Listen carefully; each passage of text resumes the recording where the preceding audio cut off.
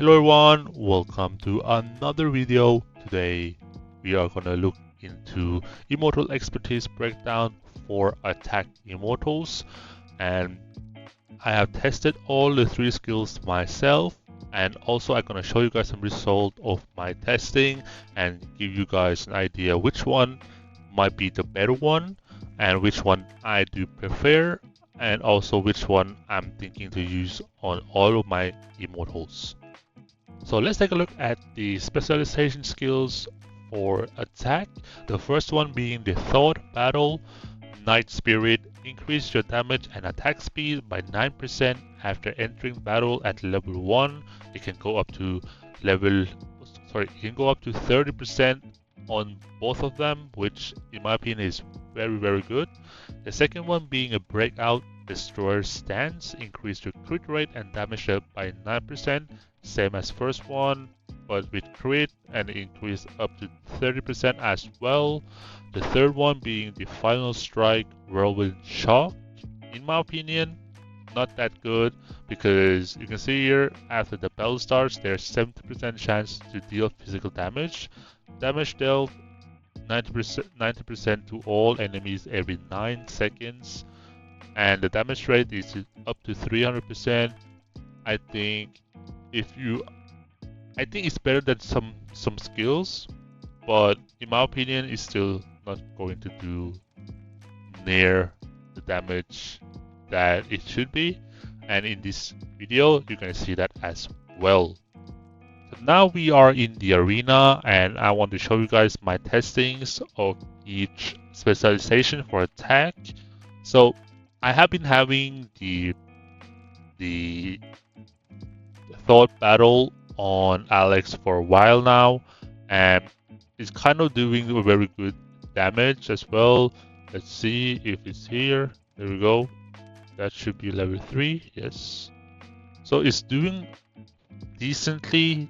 I'm not saying it's gonna be like break the game, but if you stack together with Berserker, I think that's gonna be very good, because if you get that max, let's say 50% to Berserker, that's gonna be like 40% attack speed increase and also 40% increase of damage. I think they will work well together, and you can see here it's doing pretty good against Tokugawa. Yes, I lost, but keep in mind my team was, I didn't fix my team properly, but I lost, and you can see that I did a huge chunk on Tokugawa, which in my opinion is pretty good in general, and the normal attacks to 27 time, which in my opinion pretty good as well. But let's take a look at other stuff that might be better report. Can we say this one? Yeah, you can see this one, the damage is there and the attack speed is there, because you can see that the other stuff is proccing a lot. Within 10 seconds he managed to hit 7 times, which I think is pretty good considering I don't have the Earth Dragon with Alex, so I don't get extra attack speed. So I'm happy about it, and I think majority of the people will probably run this on Alex as well. Let's take a look at this person, my friend here. He doesn't run Alex. Nope, he doesn't. So let's go take a look at somebody who does. Probably this person. Yes, so hybrid. So he doesn't have skills yet. Let's take a look at this person. Does he have Alex? So yeah, as you can see, majority of the people will pick this one for Alex and Hannibal, and you can see that how good damage it is. So you can see here 32 times, do a lot of damage here. I think it's a very good skill to use on, for general use, not just Alex and Hannibal, but for example, if you want to increase attack speed on William, because the more he attacks, the better energy regen is going to get, right? So that might help a lot. So in my opinion, I think the thought battle is going to be very popular. Majority of the people are going to take it. Probably 90% of the people are probably going to pick this skill. But there are some instances where people don't take it, and we can see here right now that we're going to take a look at the crit one. Like I mentioned earlier in this video, uh, there are a few immortals that I think would benefit from the breakout, the store stance. One of them here is definitely the Tutankhamun, and then another one, in my opinion, will be the Hippolyta. I think these two will benefit a lot from this breakout, the store stance skill or specialization. There are probably some other immortals as well, but I couldn't come up in my mind because if you pick, for example, this skill for Attila, if you want to pick the skills for maybe Saladin, I don't think it does make sense at all. So yeah, I think this skill works well on a Shadow March with either Tutankhamun or Siegfried, and a Fire March in general is very high crit rate, and this will just add to the crit, which in my opinion is going to be very good.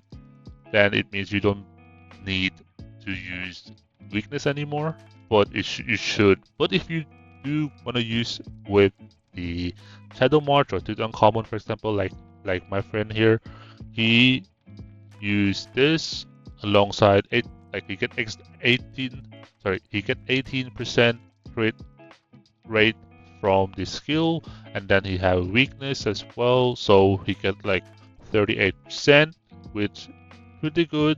I think at the time I was having the the war talent on, resilience talent as well. So let's take a look. You can see here it does crit a lot, and it hurts a lot when he attacks with the crit. It seems like if you go by the normal attacks, he crits basically 55% of the time, which is a good sign. However, like I said, I don't think this crit is gonna work on your average immortal like Peter, Saladin, Attila, because they are not built to do crit damage or crits in general.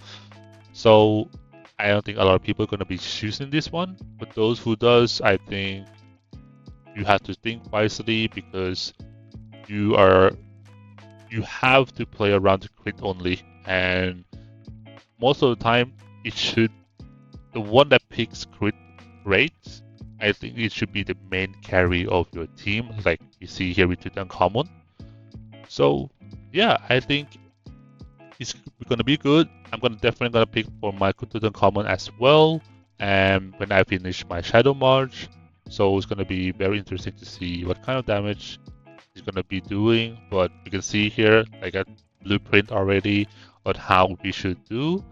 I think this one is very good. I think it's gonna crit a lot as well. Yeah, basically only crits, which in my opinion is really, really strong. I really liked it. I like the build, so shout out to him as well, Binu. So that being said, skill number 3, I tested here with my Alex. I choose the skill number 3 just for this video to test it out. I think you're gonna see a lot of similarities in all of these third skills of all the immortal specializations, and they're gonna be doing some damage. However, they're gonna be doing a lot of damage. You see here, Whirlwind Shock is doing 3 million. In my opinion, I'm actually pretty happy with it. Although it doesn't really fit Alex, it doesn't really fit anyone specific, to be honest. But it's definitely a good skill to help out to get extra damage for your team. I think it would probably work better for the immortal like Attila, immortal like William with slow energy regen speed, right? These kind of immortals would work very well. Maybe like an Darius, for example, would be working well there. And but if you are level 3, level 4, especially level 4, I would say it's gonna do way less damage than you think it's gonna be. But if you are at level 8 or 6, sorry, 6, 7, 8, I think that skill or this skill might be worth taking a look at. So yeah, to my conclusion of these skills, let's take a look at these skills again. So to my conclusion here is, if I want to rank these specialization, I would definitely rank the thought battle number 1, but not by far by it's just better to have thought battle in general for your attacker.